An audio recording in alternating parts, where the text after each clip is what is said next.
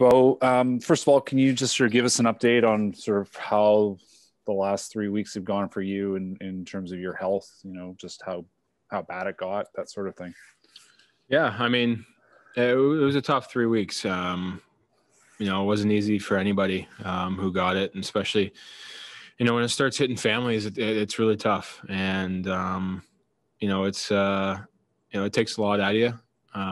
You experience symptoms you've never really experienced in other flus and colds and stuff like that. So, I'm feeling a lot better now. I'm one of the lucky ones that, my symptoms were fairly mild. Obviously, I had a couple of symptoms, but, I got through them and continuing to get through them. And just sort of looking at the last sort of 48 hours, last year you guys had to stand up and, put the players, make a player stance. It was a player driven thing. It seems to me again that this was a case of you guys having to sort of stand up and advocate for yourself, a bit of a collective action. How much of that do you think is the story, like the importance of, the players working together, getting the support of the union, standing up and saying, this is what we need, that's something you're fortunate to do given the environment you work in? Yeah, no, I think, the way we went about it was what we needed to do. We talked to the PA and talked with the league and just, came to the collective decision that this was going to be the best for not only us as a team, but for individuals health-wise. And, to get these next couple of days to prepare and get guys healthier and get our legs under us, pushing the games back was definitely the right thing to do. And I'm glad we got it done.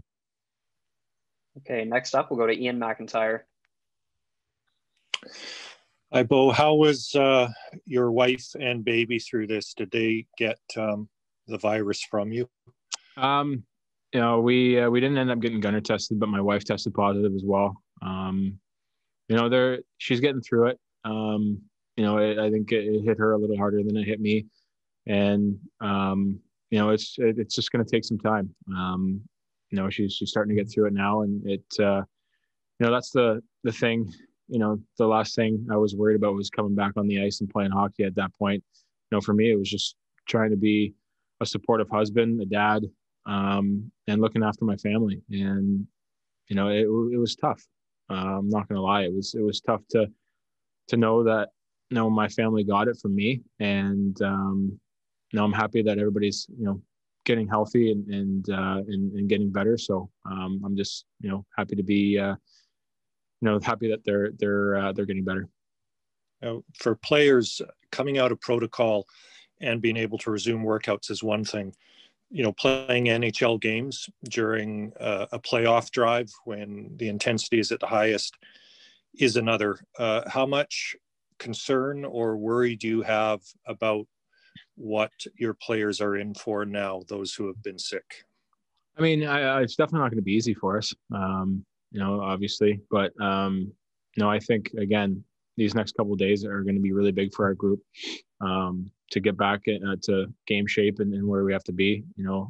I think, a lot of guys, are starting to feel better each and every day, which is a good sign. And, you're never not going to know until you get into a game. So it's going to be hard to tell from practice, but I can speak for myself personally. I feel better every day. And, I think, just continue to keep getting better throughout this process. Next is Barry DeLay. Hi, Bo.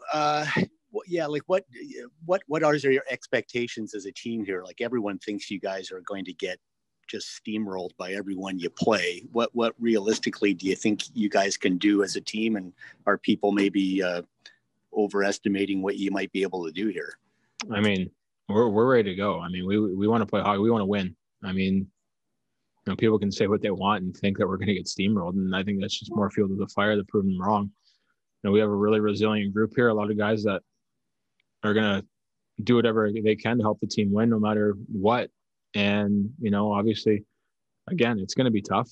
I'm not going to sit here and say it's going to be easy, but I mean, we got a resilient group in there that's going to do whatever they can to help the team win and that has a lot of passion and wants to do well and wants to win here. So, I mean, again, we're going to come out and give it all we got.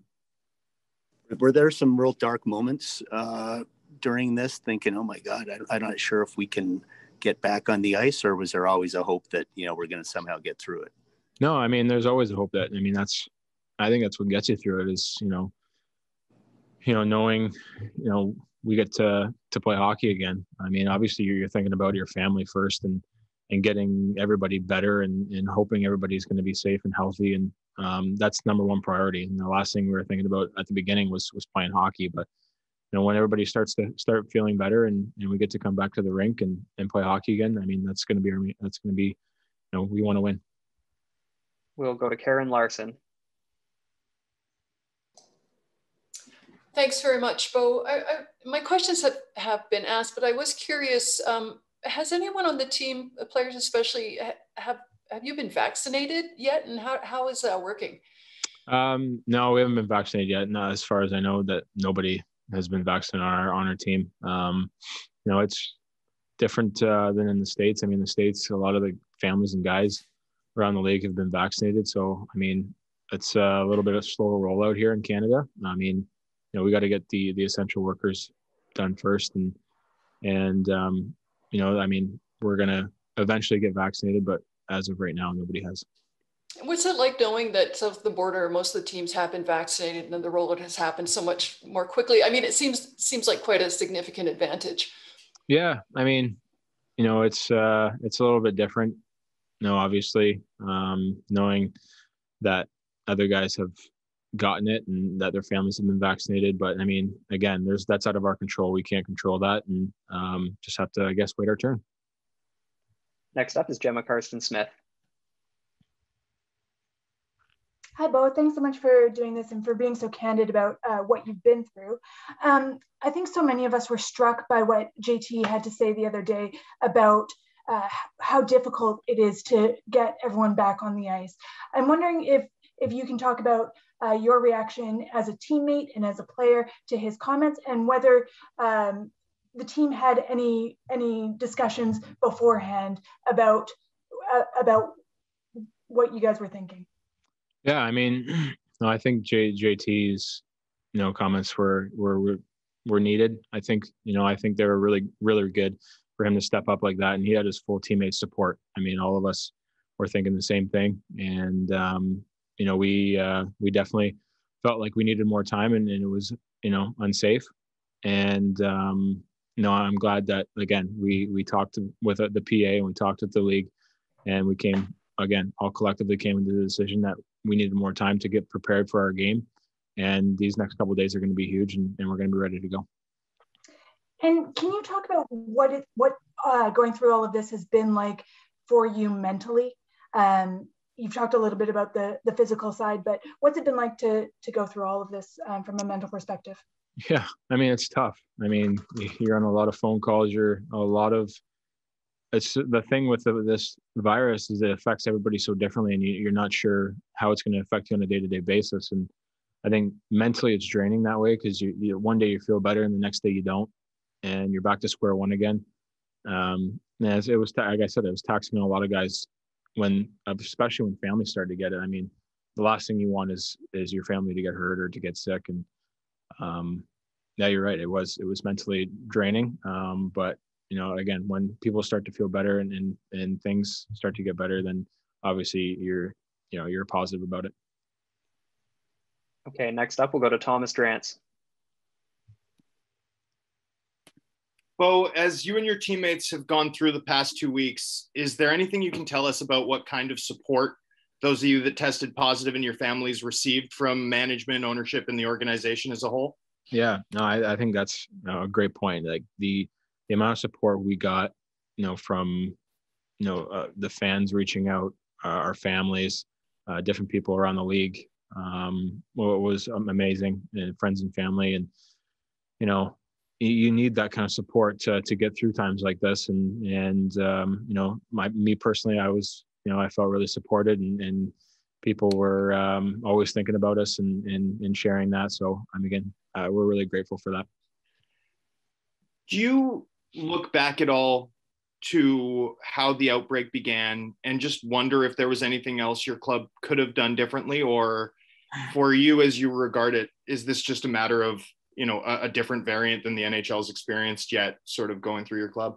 Yeah, I think that's it right there. I mean, it's something that obviously the NHL's never seen before, and I guess and obviously the world's really never seen it before either. So it's going to take some time to get the right protocols in place to deal with stuff like this. Again, I don't know if there's anything we could have done differently. For us, I think it was just unfortunate, and it could have happened to anybody. It just unfortunately happened to us. Okay, we'll take a couple more here. We'll go to Jeff Patterson. Hey, Bo, thanks for doing this. I mean, as a society, we're a year into this now, and yet there are still deniers and people that think this is no big deal. And we've all just watched what you and your teammates have gone through. As the captain of the Vancouver Canucks with prominence in this community, what do you say to people that think this is just the flu? Yeah, it's not.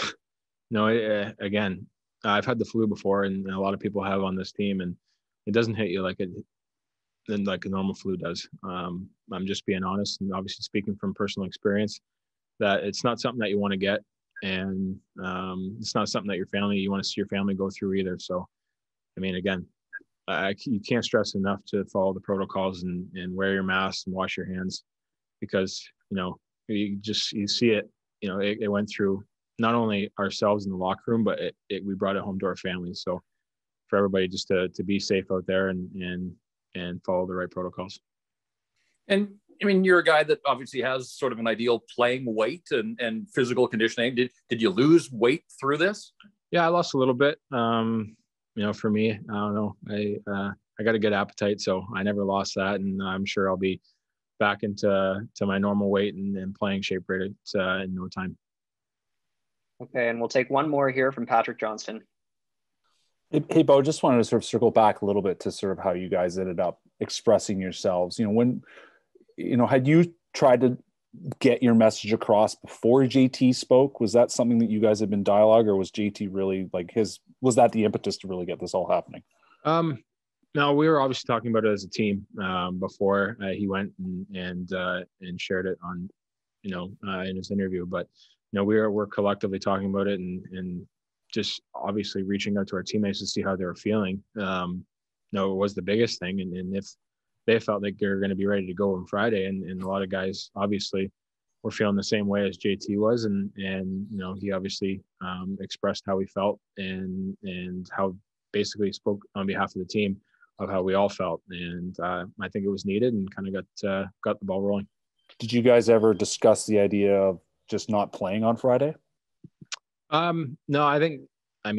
No, if guys weren't healthy enough to play, then they weren't going to play. It was you had to speak to the doctor and go through these protocols to get back on the ice. And again, a lot of guys didn't clear, and it's just you need enough guys to fill the roster. And again, guys just were not healthy enough to play. And now guys are starting to feel better, and I think a lot more guys will be ready to go on Sunday. Okay, we'll leave it there with Bo Horvat. Thanks.